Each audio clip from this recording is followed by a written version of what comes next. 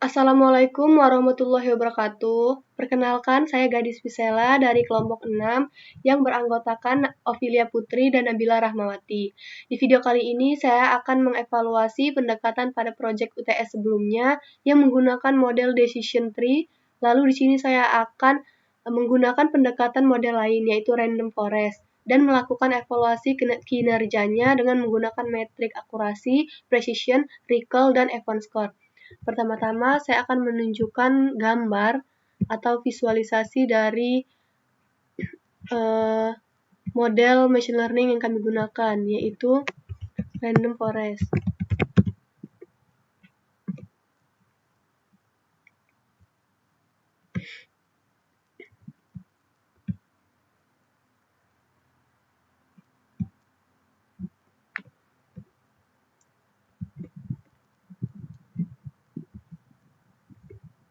Nah, di sini sudah ada contoh dari model random forest. Di sini ada datasetnya, yang bagiannya ada model decision tree atau pohon keputusan. Di sini ada decision tree 1, 2, dan 3. Algoritma random forest membangun banyak decision tree atau pohon keputusan yang berbeda dari dataset lainnya. Setiap pohon keputusan dilatih pada subset data yang berbeda menggunakan teknik bagging, yaitu pemilihan data secara acak dengan penggantian. Selain itu, fitur-fitur yang digunakan untuk membagi cabang pada setiap pohon juga dipilih secara acak. Masing-masing dari decision tree atau pohon ini menghasilkan prediksi yang disebut result 1, result 2, dan result n. Lalu ada penggabungan hasil untuk menentukan hasil akhirnya. Setelah itu, terakhir ada final result-nya, yaitu kombinasi dari hasil dari semua pohon 3 ini yang akan menghasilkan prediksi akhir yang lebih akurat dan stabil dibandingkan dengan menggunakan satu pohon keputusan saja.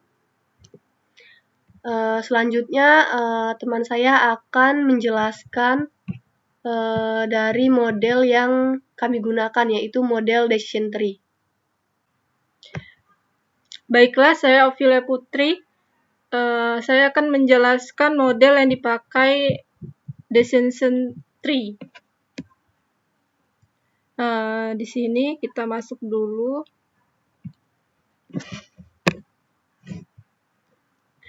Nah, ini modelnya. Berdasarkan hasil evaluasi model prediksi tingkat depresi menggunakan algoritma decision tree, diperoleh metrik yang menunjukkan performa yang sangat baik.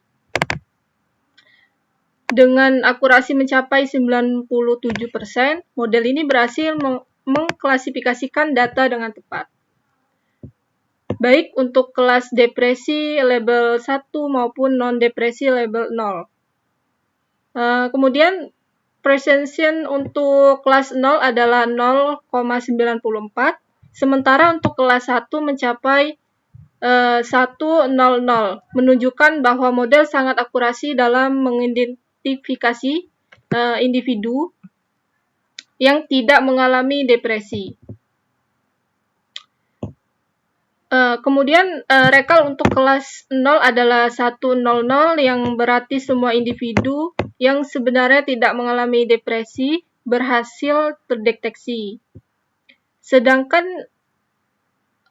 recall untuk kelas 1 adalah 0,94, menunjukkan bahwa sebagian besar individu yang mengalami depresi juga teridentifikasi dengan baik. F1 score yang menunjukkan rata-rata harmonis dari precision dan recall mencapai 0,97 untuk kedua kelas. Kemudian menandakan keseimbangan yang baik antara keduanya secara keseluruhan. Hasil ini menunjukkan bahwa model decision tree yang digunakan dalam penelitian ini cukup efektif untuk memprediksi tingkat depresi pada dataset. Di sini saya akan menjelaskan atau membandingkan antara model yang sebelumnya, yaitu saya memakai random forest. Yang pertama itu ada akurasi. Hasil evaluasi menunjukkan akurasi sebesar 67,42%. Akurasi dihitung sebagai jumlah prediksi benar dibagi dengan total jumlah data. Namun, akurasi tidak selalu mencerminkan performa yang baik, terutama jika data tidak seimbang. Selanjutnya ada precision. Precision ini proporsi prediksi positif yang benar. Misalnya dari precision untuk kelas 0, precisionnya adalah 0,69. Selanjutnya, recall, proporsi data positif yang benar-benar berhasil diprediksi. Misalnya untuk kelas 1, recall-nya adalah 0,72. Selanjutnya ada F1 score, yaitu harmonic mean dari precision dan recall, memberikan gambaran menyeluruh tentang performa model untuk setiap kelas. Misalnya, F1 score untuk kelas 0 adalah 0,66.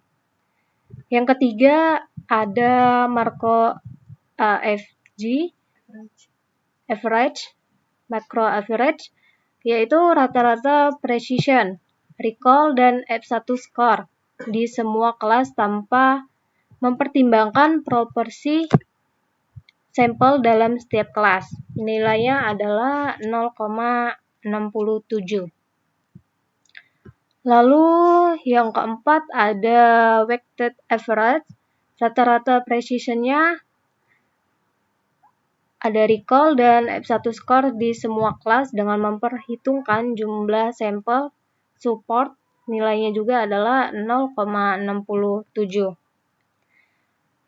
Arti model ini memiliki performa yang cukup seimbang antara dua kelas 0 dan 1.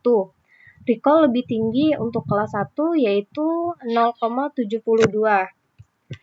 Lalu dibandingkan dengan kelas 0 yaitu 0,63. Artinya, model lebih baik dalam mengenali sampel positif.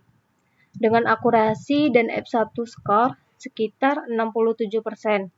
Model ini mungkin membutuhkan optimal lebih lanjut seperti pemilihan fitur atau penyesuaian data.